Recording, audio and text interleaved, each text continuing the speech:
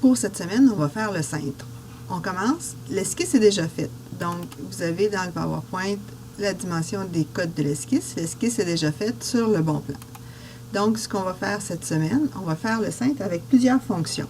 Il est sûr que vous pourriez le faire avec différentes méthodes, mais toutes les fonctions sont bonnes. Donc, premièrement, on va faire une esquisse qu'on va faire sur le bout d'une courbe. Donc, comme on va la faire sur le bout d'une courbe, on va la mettre en une patte. On va la faire sur le bout de cette courbe-là ici. On va la mettre à 0%. C'est super important de mettre le point sur le bout de l'esquisse qu'on avait déjà.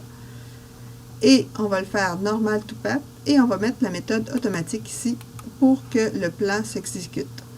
Donc, on va avoir notre esquisse qui va se créer en X, Y, Z. On pourrait virer le plan de façon à ce que notre X, notre Y soit dans la bonne direction. Et on pourrait virer aussi de ce côté-ci la référence pour avoir le X et le Y dans la bonne direction. Donc, quand votre X, votre Y est dans la bonne direction comme vous le voulez, vous faites OK à ça. Une fois que ça c'est fait, on va venir se faire sur notre esquisse un cercle. Donc, cercle d'un diamètre de 0,5. L'esquisse, elle est finie. On a donc deux esquisses qui vont nous servir à faire cette pièce-là. La première qu'on va faire, on va prendre l'esquisse qui est ici et on va la copier sur le bout qui est là.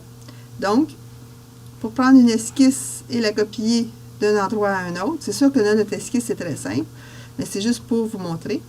On peut faire clic droit sur l'esquisse, copie, CTRL-V sur le clavier. Donc, ici, j'ai pas de... Ah oui, j'ai paste. Je peux essayer avec paste ici ou avec CTRL-V sur le clavier. Donc, il va nous donner ce qu'il a besoin pour repositionner notre esquisse. Donc, qu'est-ce qu'il a besoin pour repositionner notre esquisse? Il a besoin d'une patte et d'un point sur la patte. Donc, on va lui donner le point sur la patte et on va lui donner la courbe pour qu'il puisse refaire son esquisse. Donc, une fois que les deux crochets sont faits, on fait Apply à ça et il vient copier l'esquisse avec l'origine à la même place. Si notre esquisse ne serait pas tout à fait à la bonne place, dans la bonne orientation, ce qu'on peut faire, c'est aller éditer l'esquisse et d'aller dans Réattache ici et on pourrait repositionner l'esquisse. Mais là, l'esquisse est à la bonne place. Donc, on va garder l'esquisse telle qu'elle. Pour faire la pièce, je viens tout simplement faire un sweep along a guide. Donc, la section que je veux faire le sweep, c'est le cercle. Je veux la promener sur cette partie-là de la pièce. Donc, les curves que je veux sélectionner pour venir faire le sweep, ça va être toutes les curves qui sont tangentes à cette courbe-là. Donc, il va venir sectionner au complet. S'il prend la partie qui est ici en même temps, c'est probablement parce que vous êtes en infer-curve. Donc, la partie de sélection n'est pas adéquate. Donc, on fait Apply à ça. On va attendre qu'il ait terminé de passer.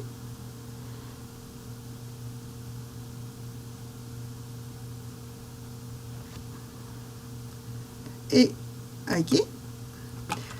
De la même façon, on pourrait reprendre la même fonction, Sweep along a guide. Donc, on vient chercher la curve qui est ici, l'esquisse qui est ici, qu'on pourrait venir faire un balayage sur les courbes tangentes qui sont cette partie-ci. Il est important de venir unir le tout à la partie de départ. Donc, c'est important de venir unir. Pour pouvoir venir unir, F8, je vais mettre ça bien droit, pouvoir venir unir, donc si je le mets à None,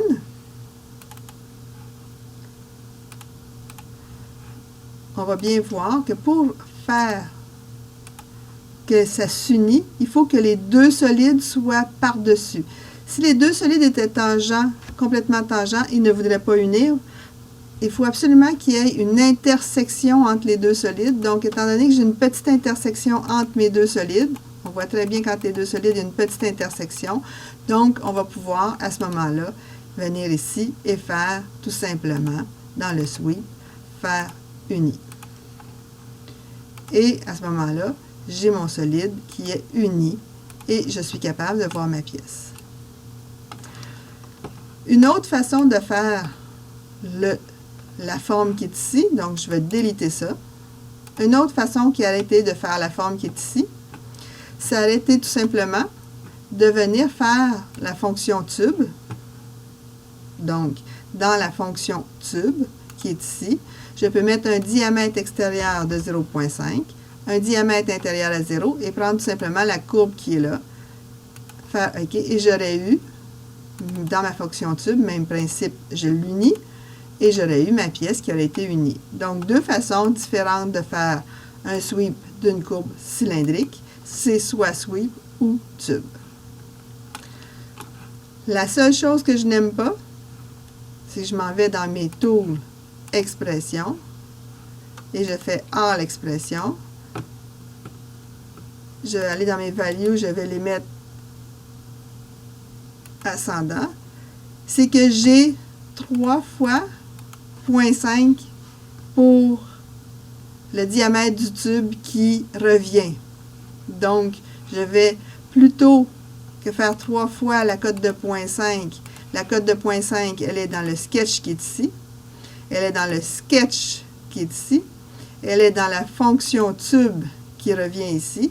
Donc, ce que je vais faire, c'est que le premier 0,5, que je sais que c'est la cote de 0,22, c'est la cote P22, je vais la mettre, mon P31 qui est ici, je vais le mettre égal à P22. Et dans le tube qui est ici, le P32, je vais le mettre égal à P22. Donc, si le premier diamètre change, et je le mets à 0,625, tout va changer en même temps.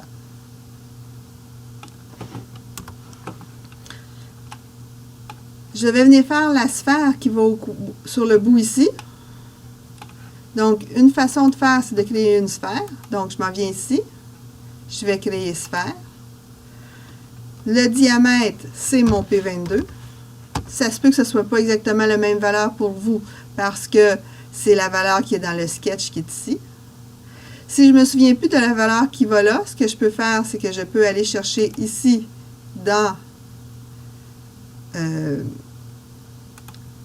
vais le remettre make constant pour pouvoir entrer une valeur.